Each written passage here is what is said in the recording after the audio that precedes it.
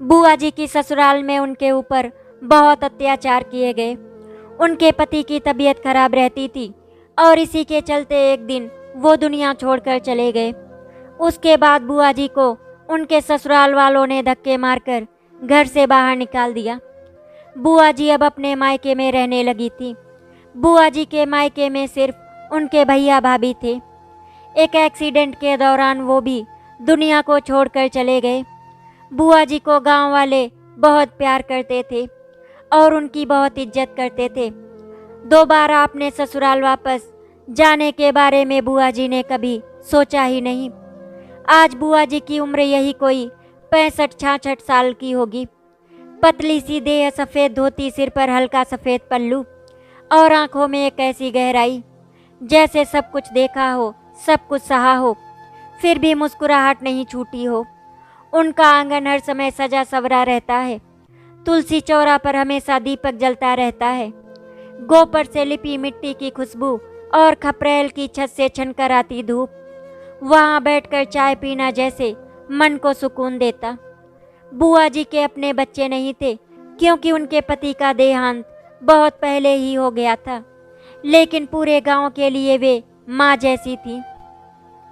सलाह देने वाली, झगड़ा सुलझाने वाली और दुख दर्द में सबसे पहले पहुंचने वाली। राधिका बुआ का एक भतीजा था कुणाल, जो लखनऊ में रहकर पढ़ाई कर रहा था। बुआ जी ने उसे ही अपनी संतान माना था। जब उसके माता पिता की मौत सड़क दुर्घटना में हुई थी तब कुणाल 12 साल का था। बुआ जी ने उसे अपने पास रख लिया और जैसे तैसे पढ़ाया। बुआ चाहती थी वो पढ़ लिख कर बड़ा आदमी बन जाए, तब उनकी आंखें बंद हो। यही सपना देखा था उन्होंने। कुणाल ने बुआ जी की मेहनत को समझा। वो बहुत ही होशियार और मेहनती भी था। वो इंजीनियरिंग कर रहा था और अब उसकी नौकरी की बात चल रही थी। कॉलेज में कुणाल को एक लड़की मिली, दीप्ति। वो एक सशक्त और आत्मनिर्भर लड़की थी। दोनों ने एक दूसरे को पसंद कर लिया था। दीप्ति महानगर से थी और उसका जीवन गांव से बिल्कुल अलग था। दीप्ति को गांव कुछ खास बहुत ज़्यादा पसंद नहीं था। कुणाल ने जब दीप्ति से शादी की बात की तो वो डर रहा था कि पता नहीं बुआ जी मानेंगी या नहीं। लेकिन जब वो दीप्ति को लेकर गांव आया तो बुआ जी ने अपनी वही प्यार भरी मुस्कान दी और कहा, हमने तो तुझे बचपन से पाला है। तू जब अपने फैसले से खुश है तो हम कैसे नाखुश हो सकते हैं। मुझे तो बस यही चाहिए कि मेरा बच्चा हमेशा खुश रहे। दीप्ति को ये देखकर बहुत हैरानी हुई। इतनी सादी सूरत की बुआ जी, लेकिन कितनी गहराई और समझदारी से भरी थी। दीप्ति को तो यकीन ही नहीं हो रहा था कि गांव की औरत की सोच इतनी अच्छी भी हो सकती है। दीप्ति गांव के माहौल से बिल्कुल नहीं थी। मिट्टी का चूल्हा, भैंस का दूध, मच्छरदानी, खुले बाथरूम, सब कुछ उसे बहुत ही अजीब लगता। कई बार वो कुणाल से कहती, कुणाल हमें शहर में ही रहना चाहिए। यहाँ गांव में हमारा कोई भविष्य नहीं होगा। अगर हम यहाँ रहे तो कल को हमारे साथ साथ हमारे बच्चों का भी भविष्य खराब हो जाएगा। पता नहीं क्यों कुणाल, लेकिन मुझे इस माहौल में बहुत ही घुटन हो रही है।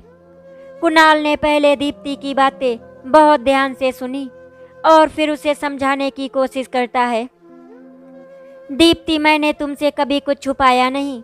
तुम बहुत अच्छी तरह से जानती हो बुआ का मेरे अलावा कोई नहीं है। थोड़ा सा समय दो। बुआ जी का मन नहीं लगेगा अगर हम ऐसे ही चले गए। बुआ जी ने मुझे पाल पोस कर इतना बड़ा किया। उन्होंने खुद बहुत सारी तकलीफ़ उठाई, लेकिन मुझे कभी कोई तकलीफ़ नहीं होने दी। तो फिर मैं उन्हें ऐसे कैसे छोड़कर जा सकता हूँ। बुआ जी सब समझती थी। वे दीप्ति को ज़बरदस्ती कुछ नहीं कहती, लेकिन छोटी छोटी बातों से उसे अपनाने की कोशिश करती। जैसे उसकी पसंद का नाश्ता बनाना, उसके मोबाइल के लिए चार्जिंग पॉइंट ठीक कराना या उसके लिए शुद्ध दूध से कॉफ़ी बनाना। एक दिन गांव की किसी महिला ने दीप्ति को ताना मार दिया, शहर वाली बहू होना, बुआ जी की तो सेवा करना आता ही नहीं होगा। बस बैठकर आराम से बुआ जी से अपनी सेवा करवाती रहती हो। दीप्ति को उनकी बातें बहुत बुरी लगी। उसने बुआ जी से और उन औरतों से उस समय तो कुछ नहीं कहा, लेकिन उसने कुणाल से लड़ाई कर ली। कुणाल, मेरी बात कान खोलकर सुन लो। मैं यहाँ किसी के ताने सुनने नहीं आई हूँ, और ना मुझसे ये मिट्टी के घर संभलते हैं, और ना ही बुआ जी की चुप्पी। कुणाल, मुझे कुछ भी समझ में नहीं आ रहा है कि मैं क्या करूँ। बुआ जी मुझसे कभी कुछ कहती नहीं, और आस पड़ोस के लोग मुझे कुछ भी बोलकर चले जाते हैं। कुणाल दीप्ति की बात सुन के कुछ नहीं बोला, लेकिन उसकी आंखों में आंसू आ गए थे। रात को बुआ जी ने सब कुछ सुन लिया। उन्होंने धीरे से आकर दीप्ति के सिर पर हाथ रखा और कहा, बेटी, घर मिट्टी से नहीं अपनेपन से बनता है। हम तो बूढ़े हो गए हैं, ज़्यादा किसी चीज़ की उम्मीद नहीं करते। बस जब तक जिंदगी है तुम दोनों का साथ चाहती हूँ। अगर तुम्हें मेरी किसी बात का बुरा लगा हो तो उसके लिए मैं तुमसे माफ़ी मांगती हूँ। इन बूढ़ी हड्डियों में अब ज़्यादा जान नहीं बची। दीप्ति की आंखों में पहली बार पानी आया। ऐसा अपनापन उसने पहले कभी महसूस नहीं किया था। आज उसको बुआ जी को इस तरह से हाथ जोड़ते हुए देखकर बिल्कुल भी अच्छा नहीं लगा। आखिर गलती ही क्या थी बुआ जी की, जो वो उससे माफ़ी मांग रही थी। बुआ जी ने तो कभी एक शब्द भी नहीं कहा उसे। दीप्ति ने पहली बार आज बुआ जी को गले से लगाया। दीप्ति के गले लगकर बुआ जी को बहुत ही सुकून मिल रहा था। बुआ जी और दीप्ति को इस तरह से गले लगे देखकर कुणाल को बहुत अच्छा लग रहा था। दीप्ति को धीरे धीरे गांव के लोगों से लगाव होने लगा। पहले जो बातें उसे असुविधाजनक लगती थी, अब वही बातें उसे खासियत लगने लगी। अब उसे गांव में बहुत अच्छा लगने लगा था। सुबह की ठंडी हवा, बुआ जी का बिना कहे चाय बना देना, गांव की औरतों के साथ हंसी मजाक, ये सब उसकी दुनिया बदलने लगे। धीरे धीरे करके दीप्ति घर के काम में बुआ का हाथ बटाने लगी थी। अब उसने बहुत कुछ सीख लिया था। एक दिन वो बुआ जी के साथ मंदिर गई। वहाँ किसी ने कहा, बुआ जी, आपकी बहू तो बहुत सुंदर है और लगता है सलीके वाली भी है। गांव वालों के मुंह से अपनी तारीफ सुनकर दीप्ति को बहुत अच्छा लग रहा था। तभी बुआ जी ने मुस्कुराकर कहा, हमारी बहू हमारे नसीब से आई है। मैंने तो कभी सोचा भी नहीं था कि मुझे इतनी अच्छी बहू मिलेगी। वो मन ही मन में सोच रही थी, अगर वो बुआ जी को छोड़कर चली गई होती तो शायद उसने बहुत कुछ खो दिया होता। दीप्ति की आंखों में आंसू थे। ये वो सम्मान था जो किसी आलीशान घर में नहीं मिला था। चंदनपुर में बुआ जी का बहुत मान था। कोई बच्चा बीमार हो जाए, या कोई खेत का झगड़ा हो, या किसी को बेटी की शादी के लिए सलाह चाहिए, तो सब बुआ जी के पास ही आते थे। एक बार गांव में बिजली का बहुत बड़ा संकट आ गया था। ट्रांसफार्मर जल गया। सरकारी बाबू बार बार घूस मांग रहा था। गांव में रोशनी नहीं थी, इसीलिए गांव वाले बहुत ज़्यादा परेशान थे, और गांव वालों की परेशानी बुआ जी से देखी नहीं जा रही थी। बुआ जी ने अपने दिमाग में कुछ सोचा और गांव के लोगों को इकट्ठा किया। फिर तहसील जाकर खुद अफसरों से बात की, जिसका नतीजा सबके सामने आ गया। 3 दिन में नया ट्रांसफ़र लग गया। दीप्ति ये सब देखकर चकित रह गई। बुआ जी, आपने तो मानो गांव को बांध कर रखा है। आप नहीं होती तो ये लोग क्या करते? बुआ जी हंसकर बोली, बेटी, जब तक शरीर चले तब तक समाज के काम आना चाहिए। अच्छा बुआ जी, एक बात बताओ, सब लोग सेवा, दान और पुण्य की बातें करते रहते हैं, तो सबसे बड़ी सेवा क्या होती है? दीप्ति बहू, किसी और का तो मुझे नहीं पता कि उनकी नज़र में सबसे बड़ी सेवा क्या है, लेकिन मेरी नज़र में तो सबसे बड़ी सेवा अपनी देह से बड़ी कोई सेवा नहीं होती। बुआ जी की बातें सुनकर दीप्ति को बहुत अच्छा लगा। धीरे धीरे करके समय गुजर रहा था, और फिर कुछ दिनों के बाद अचानक से बुआ जी की तबीयत बिगड़ने लगी। उन्होंने अपनी तबीयत के बारे में किसी को कुछ भी नहीं बताया, पर दीप्ति ने कई बार महसूस किया कि बुआ जी को बहुत ही खांसी आ रही है। उन्हें सांस लेने में बहुत ही तकलीफ हो रही है, और चलने फिरने में भी काफ़ी थकावट महसूस कर रही हैं। दीप्ति ने बुआ जी की तबीयत के बारे में कुणाल को बता दिया। कुणाल और दीप्ति दोनों बुआ जी को लेकर हॉस्पिटल गए, तो वहाँ जांच करवाने पर पता चला कि उनके फेफड़ों में संक्रमण है, और उम्र ज़्यादा होने के कारण इलाज कठिन है। आगे डॉक्टर ने कहा, उनके ऊपर किसी भी चीज़ का बहुत ज़्यादा दबाव ना दे, पर इनकी भावनात्मक देखभाल बेहद ज़रूरी है। कुणाल और दीप्ति ने तय किया कि वो बुआ जी को लखनऊ ले जाएंगे इलाज करवाने के लिए, लेकिन बुआ जी ने मना कर दिया। उन्होंने कहा, हमारा जीवन यहीं बीता है, हम यहीं रहना चाहते हैं। अस्पताल की मशीनों में मुझे बहुत ज़्यादा घुटन होती है, मुझे वहाँ पर बहुत ज़्यादा डर लगता है। बुआ जी बार बार लखनऊ में इलाज करवाने से मना कर रही थी, इसीलिए दीप्ति को बहुत गुस्सा आ गया।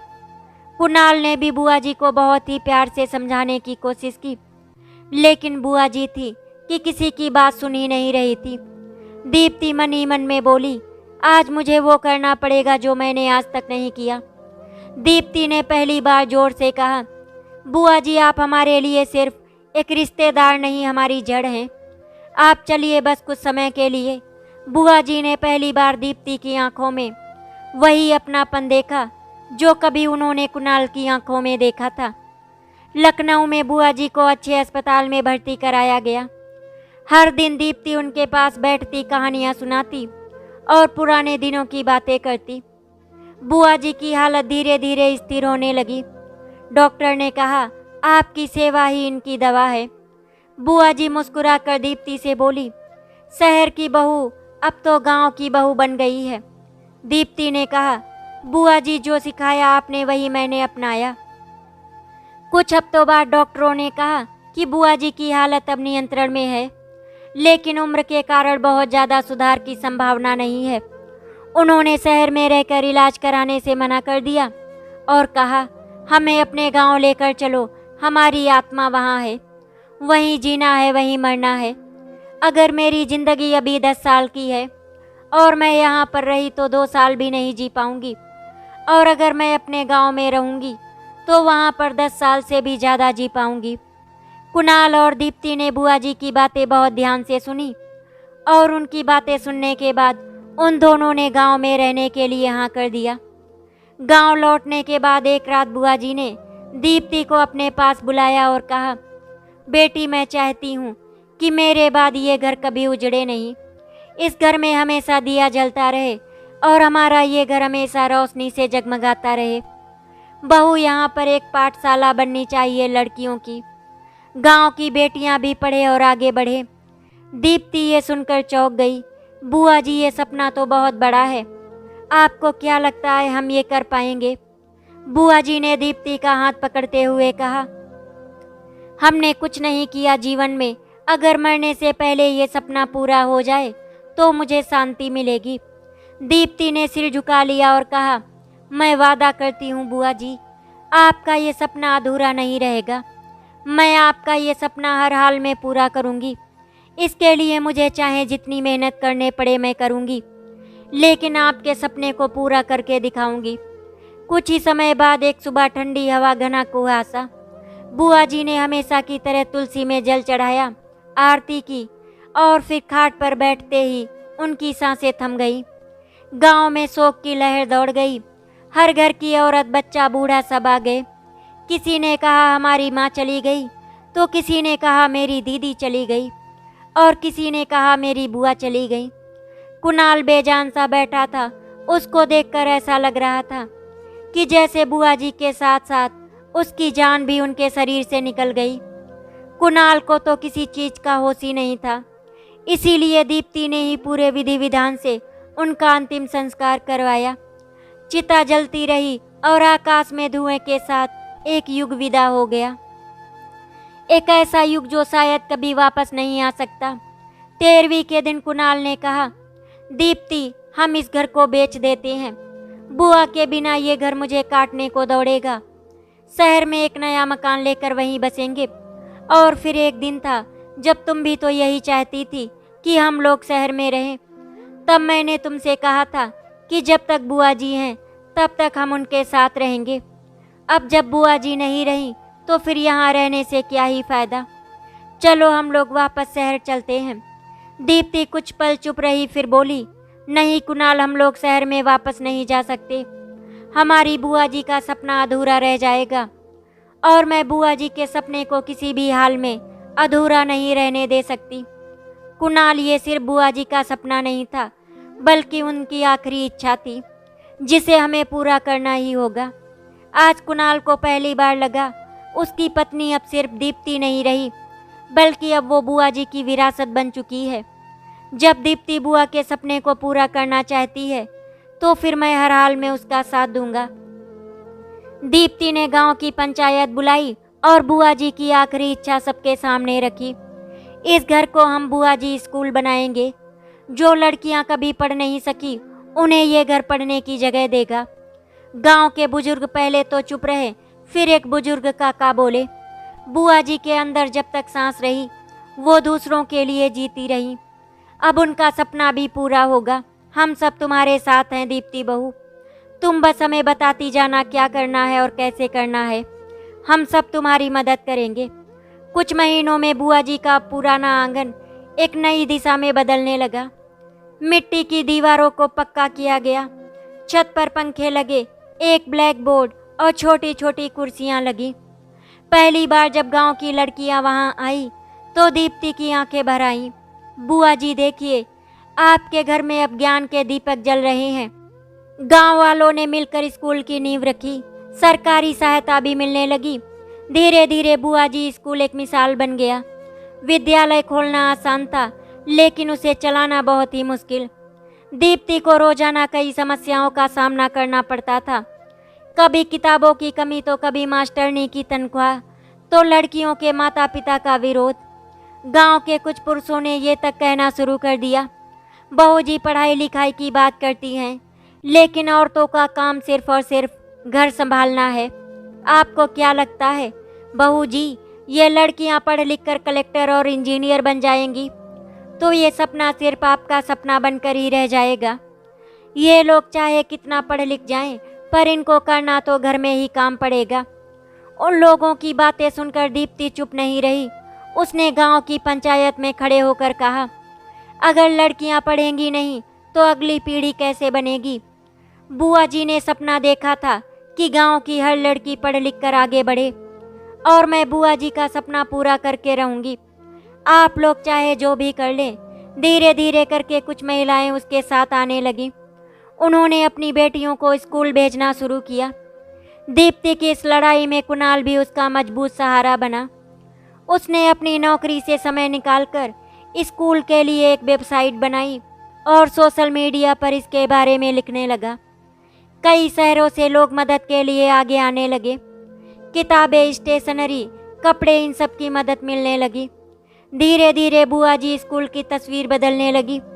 कुणाल ने एक दिन दीप्ति से कहा, बुआ जी ने मुझे पाला, लेकिन तुम्हें बनाया। तुम उनकी आत्मा की सबसे सुंदर छाया हो। मैंने कभी सोचा भी नहीं था एक दिन तुम्हें इस रूप में देखूंगा। कुणाल ने दीप्ति के इस रूप को सलाम किया। कुणाल को सलाम करते देखकर दीप्ति के चेहरे पर मुस्कान आ गई। एक दिन लखनऊ के एक पत्रकार को इस विद्यालय की खबर मिली। वो गांव आया और रिपोर्ट तैयार की। एक बहू ने सास के सपने को साकार किया। पढ़ाई के नाम बुआ जी स्कूल। ये खबर वायरल हो गई टीवी पर और चैनलों और समाचार पत्रों में। बुआ जी का स्कूल की चर्चा होने लगी। सरकारी अधिकारी भी निरीक्षण के लिए आए। जब उन्होंने देखा कि गांव की 70% लड़कियां अब पढ़ने लगी हैं, तो उन्होंने आश्वासन दिया कि इस विद्यालय को हम राजकीय सहायता प्राप्त विद्यालय की मान्यता देंगे। गांव में उत्सव जैसा माहौल हो गया था। विद्यालय के मुख्य आंगन में एक खाली मंच रखा गया था। दीप्ति ने कहा, यहाँ बुआ जी की मूर्ति लगेगी, ताकि हर बच्ची को पता चले कि इस स्कूल की नींव एक साधारण स्त्री ने रखी थी। कुछ महीने बाद मूर्ति आई। साधारण चेहरा, माथे पर बिंदी, सिर पर आंचल और वही शांत मुस्कान। जब उद्घाटन हुआ तो सैकड़ों लोग इकट्ठा हुए। दीप्ति ने एक दिया जलाया और धीरे से कहा, बुआ जी आज आप नहीं हैं, लेकिन हर कोने में आपकी उपस्थिति है। एक छोटी लड़की मंच पर आई और बोली, बुआ जी मैं डॉक्टर बनूंगी। तो दूसरी बोली, मैं मास्टरनी दीदी बनकर औरों को पढ़ाऊंगी। दीप्ति ने उसे गले से लगा लिया। बुआ जी का सपना सच हो चुका था। विद्यालय अब सिर्फ प्राथमिक शिक्षा तक सीमित नहीं रहा। दीप्ति ने सरकार से मान्यता लेकर इसे उच्च माध्यमिक विद्यालय बना दिया। अब गांव की लड़कियां 12वीं तक पढ़ने लगी। उन्होंने विज्ञान, गणित और कंप्यूटर जैसे विषय चुनना शुरू किया। दीप्ति ने स्कूल में एक कंप्यूटर लैब भी खुलवाई। इंटरनेट की मदद से लड़कियां ऑनलाइन पढ़ाई करने लगी, प्रतियोगिता परीक्षा देने लगी। एक बार गांव की एक लड़की रिया ने आईआईटी की प्रवेश परीक्षा पास की। पूरा गांव झूम उठा। बुआ जी का आंगन अब सपनों की प्रयोगशाला बन गया है। दीप्ति ने गर्व से कहा। जहां एक और दीप्ति का काम सराहा जा रहा था, वहीं कुछ ग्रामीण और राजनीतिक लोग इससे असहज होने लगे थे। बहू ने अपनी पहचान बनाई है, अब लोग उसे नेता बनाने की बात कर रहे हैं। गांव के प्रधान को ये बात चुभने लगी। उन्होंने स्कूल के पास की जमीन के मालिक से कहकर विवाद खड़ा करवा दिया। ये जमीन खेती की है, स्कूल में कब्जा कर लिया गया है। झूठे आरोप लगाए गए। दीप्ति कोर्ट गई, दस्तावेज प्रस्तुत किए और केस जीत लिया। लेकिन ये साफ था, समाज में बदलाव की राह कभी आसान नहीं होती। आगामी ग्राम पंचायत चुनाव वाले थे। कुछ लोगों ने दीप्ति से कहा, आप चुनाव लड़िए बहू जी, आपकी यहाँ बहुत इज्जत है, लोगों का साथ है, हम सब लोग आपका समर्थन करेंगे। दीप्ति ने इनकार कर दिया। बुआ जी ने जो सिखाया उसमें सेवा है, सत्ता नहीं। लेकिन उनके इनकार के बावजूद उनके कार्यों का प्रभाव राजनीति में महसूस किया जाने लगा। बड़ी राजनीतिक पार्टियां अब इस गांव में रैली करने लगी। मंचों पर बुआ जी स्कूल का जिक्र होने लगा। दीप्ति को ये सब देखकर चिंता भी होती, बुआ जी का नाम कहीं राजनीति का औजार ना बन जाए। एक दिन लखनऊ से एक पत्र आया। दीप्ति को राष्ट्रीय महिला प्रेरणा सम्मान से नवाजा जा रहा था। दिल्ली में राष्ट्रपति भवन में कार्यक्रम था। कुणाल, दीप्ति और कुछ विद्यालय की लड़कियां वहां गई।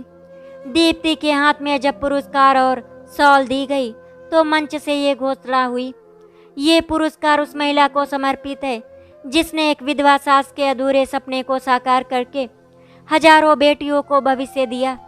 दीप्ति ने मंच पर खड़े होकर सिर्फ एक बात कही, ये पुरस्कार मेरा नहीं, बुआ जी का है। उन्होंने मुझे सपना देखने की तालीम दी, मैं बस उनकी आंखें बन पाई। अगर उन्होंने अपना सपना बताया नहीं होता तो शायद आज मैं यहाँ पर नहीं होती। गांव वालों के लिए ये सब करने का मैं तो कभी सोच भी नहीं सकती थी, लेकिन बुआ जी ने सोचा, मैंने तो बस उसको पूरा किया। और अब जब बुआ जी स्कूल की लड़कियां पढ़ लिख कर कुछ बन रही हैं तो मुझे बहुत अच्छा लग रहा है और अपने आप पर भी गर्व महसूस हो रहा है। एक दिन लंदन के एक एनजीओ ने दीप्ति से संपर्क किया कि वे ग्रामीण भारत में शिक्षा पर डॉक्यूमेंट्री बना रहे हैं। उनकी टीम चंदनपुर आई, 15 दिन गांव में रही, छात्राओं से मिली, गांव के बदलाव को कैमरे में कैद किया। डॉक्यूमेंट्री का नाम रखा गया द लेगेसी ऑफ बुआ जी। ये फिल्म लंदन के एक फिल्म फेस्टिवल में दिखाई गई और उसे पुरस्कार भी मिला। दुनिया ने देखा कि एक गांव की बहू कैसे एक स्त्री की साधारण जिंदगी को असाधारण बना सकती है। फिल्म के अंत में बुआ जी की एक पुरानी तस्वीर थी, साड़ी में, तुलसी के पास खड़ी, माथे पर हल्की सी मुस्कान, जिसे देखकर लोग वहां पर रो पड़े थे। धीरे धीरे करके पूरा गांव बदलने लगा था। इंसान की सोच को बदलने के लिए शिक्षा एक ऐसा माध्यम है जो उसके अंदर बदलाव ला सकता है। एक दिन कुणाल ने दीप्ति से कहा, दीप्ति, मैं अपनी नौकरी छोड़ना चाहता हूँ, मैं बुआ जी स्कूल को पूरा समय देना चाहता हूँ। दीप्ति पहले चौंकी, फिर बोली, कुणाल, तुम सच में ऐसा करना चाहते हो? देखो कुणाल, तुम कोई भी फैसला जल्दबाजी में मत लेना, पहले सोचो फिर उसके बाद ही फैसला लो। दीप्ति ये सब कहते हुए मुस्कुरा रही थी। दीप्ति, मैं तुम्हें बहुत अच्छी तरह से समझ रहा हूँ कि तुम ऐसा किस लिए बोल रही हो। और फिर कुणाल ने मुस्कुरा कर कहा, अब मैं भी बुआ जी की राह पर चलना चाहता हूँ। उस दिन के बाद दोनों ने मिलकर स्कूल को और ऊंचाइयों तक पहुँचाया। वे साथ बैठकर लड़कियों के लिए स्कॉलरशिप प्लान बनाते, नई शिक्षिकाएं नियुक्त करते और डिजिटल शिक्षा को बढ़ावा देते। दीप्ति अब सिर्फ एक बहू नहीं रही, वो एक आदर्श नेतृत्वकर्ता और मार्गदर्शक बन चुकी थी। आजकल दीप्ति की तबीयत थोड़ी खराब रहने लगी थी। उसको बार बार उल्टियाँ आ रही थी और चक्कर आ रहे थे। कुणाल ने उससे कई बार डॉक्टर को दिखाने के लिए कहा, लेकिन उसको समय ही नहीं मिला था कि वो डॉक्टर को दिखा सके। और फिर इस संघर्ष के बीच दीप्ति ने एक दिन डॉक्टर से अपना चेकअप करवाया तो डॉक्टर ने कहा, बधाई हो दीप्ति जी, आप माँ बनने वाली हैं। दीप्ति कुछ पल के लिए स्तब्ध रह गई। वर्षों की सेवा में उसने कभी निजी सुख की चाह नहीं रखी थी। अब ये आशीर्वाद बुआ जी की गोद से आया लगता है। गर्भावस्था के 9 महीने स्कूल की बच्चियों ने दीप्ति का बहुत ख्याल रखा। कोई फल लाती तो कोई पैरों की मालिश करती। दीप्ति के बिना कुछ बोले उसे सब कुछ हाथ में मिल जाता था। दीप्ति उन्हें देखती और सोचती, बुआ जी अगर आज आप होती तो कितना कुछ कहती इस क्षण में। धीरे धीरे करके समय गुजरता चला गया और 9 महीने बीत गए। दीप्ति ने एक बेटी को जन्म दिया, उसका जिसका नाम रखा राधिका। बुआ जी का असली नाम। पूरे गांव में मिठाई बांटी गई। बच्चियों ने मिलकर एक कविता लिखी। राधिका बुआ आई फिर से ज्ञान की ज्योत जलाने। आंगन में फिर बसा है सपना लड़कियों को पढ़ाने का। उस दिन दीप्ति ने अपनी बेटी को गोद में लेकर आंगन में खड़े होकर आकाश की ओर देखा, जहां अब एक स्मृति, एक शक्ति, एक आत्मा हर सांस में जीवित थी, और वो थी बुआ जी। समय बीतता गया। बुआ जी स्कूल ने 25 वर्षों का सफ़र पूरा किया। अब वो सिर्फ एक स्कूल नहीं, एक संस्थान बन चुका था। इस उपलक्ष्य में गांव में स्वर्ण जयंती समारोह आयोजित हुआ। देश भर से पूर्व छात्राएं आई। कोई डॉक्टर बने, कोई साइंटिस्ट, कोई अफसर, तो कोई गांव की ही शिक्षिका। दीप्ति ने मंच से कहा, ये घर बुआ जी का था, अब ये घर हर उस लड़की का है जिसने खुद को पढ़ाई से फिर से पाया। उस दिन बुआ जी की मूर्ति के नीचे फूलों की वर्षा हुई। बुआ जी अमर हो चुकी थी यादों में, विचारों में, परिवर्तन में। दीप्ति की बेटी राधिका अब 22 वर्ष की हो चुकी थी, तेज, भावुक और संकल्पशील। उसने कहा, माँ, मैं इस स्कूल को नई दिशा देना चाहती हूँ। अब हम वोकेशनल ट्रेनिंग, इंटरनेट स्किल्स और इकोलॉजिकल एजुकेशन भी पढ़ाएंगे। दीप्ति ने उसका माथा चूम लिया। मैंने सपना देखा था, तू दिशा देगी। राधिका ने कई नई परियोजनाएं शुरू की। सोलर पैनल से बिजली, स्कूल की अपनी लाइब्रेरी ऐप, ग्रामीण महिलाओं के लिए संध्या शिक्षा योजना। लड़कियों की संख्या अब 1000 के ऊपर जा चुकी थी। एक दिन दीप्ति अकेले तुलसी के पास बैठी थी। उसने अपनी डायरी में लिखा, बुआ जी अब मैं थक गई हूँ, अब मुझे भी विश्राम चाहिए। राधिका आपकी छाया है, अब मैं आपकी मसाल उसे सौंपती हूँ। दीप्ति ने धीरे धीरे स्कूल की सारी जिम्मेदारी राधिका को सौंप दी, और राधिका भी अपनी जिम्मेदारियां बहुत अच्छे से निभा रही थी। वो खुद सिर्फ कभी कभार आकर बैठती, बच्चियों को कहानी सुनाती और तुलसी में जल चढ़ाती। गांव की महिलाएं अब उसे बहू जी कहने लगी थी। एक दिन बारिश हो रही थी, हवा भी बहुत ही ठंडी थी। राधिका अपनी माँ के कमरे में आई। दीप्ति चुपचाप खिड़की से बाहर देख रही थी। माँ, आपको कुछ चाहिए? दीप्ति मुस्कुराई और धीरे से बोली, बस बेटा, अब मुझे कुछ नहीं चाहिए, लेकिन हाँ, एक बार मैं बुआ जी को देखना चाहती हूँ। पता नहीं क्यों मुझे आज उनकी बहुत याद आ रही है। कोई बात नहीं मम्मी, कभी कभी हो जाता है। जिसे हम प्यार करते हैं उसकी याद तो आती ही है। राधिका से बातें करने के बाद दीप्ति अपने कमरे में चली गई, और फिर वो नींद में चली गई। उसके बाद कभी नहीं उठी। गांव ने फिर से देखा, जैसे बुआ जी गई थी वैसे ही दीप्ति भी चली गई। मिट्टी से आई, मिट्टी में समा गई, एक दीपक बनकर जो बुझा कभी नहीं। राधिका ने एक किताब लिखी, बुआ जी, एक स्त्री एक विचार। इसमें बुआ जी, दीप्ति और खुद राधिका की यात्रा को दर्ज किया। आज बुआ जी स्कूल सिर्फ स्कूल नहीं, एक राष्ट्रीय मॉडल है, जहां देश भर से लोग सीखने आते हैं कि कैसे एक आंगन से परिवर्तन की शुरुआत हो सकती है। और उस आंगन में आज भी तुलसी का पौधा हरा है, जहां हर दिन एक बच्ची दीपक जलाती है और धीरे से कहती है, बुआ जी, आपने हम सबको जगा दिया, और हम सब आगे भी सबको आपकी तरह जगाते रहेंगे। आज उस गांव में ऐसी कई लड़कियां हैं जो पढ़ लिख कर बहुत आगे निकल चुकी हैं। कोई कलेक्टर है तो कोई आईपीएस, कोई टीचर है तो कोई इंजीनियर। बुआ जी की मूर्ति आज भी बुआ जी स्कूल में पूरी तरह से सुरक्षित है। आज भी जब स्कूल खुलता है तो साफ सफाई के बाद सबसे पहले बुआ जी की मूर्ति के सामने दिया जला दिया जाता है, और उन पर फूल चढ़ा दिए जाते हैं। बुआ जी स्कूल आज एक मिसाल बन गया। आशा करती हूँ आपको हमारी कहानी अच्छी लगी होगी। अगर आपको हमारी कहानी अच्छी लगी तो वीडियो को लाइक एंड शेयर करें, चैनल को सब्सक्राइब करें। वीडियो देखने के लिए आपका धन्यवाद।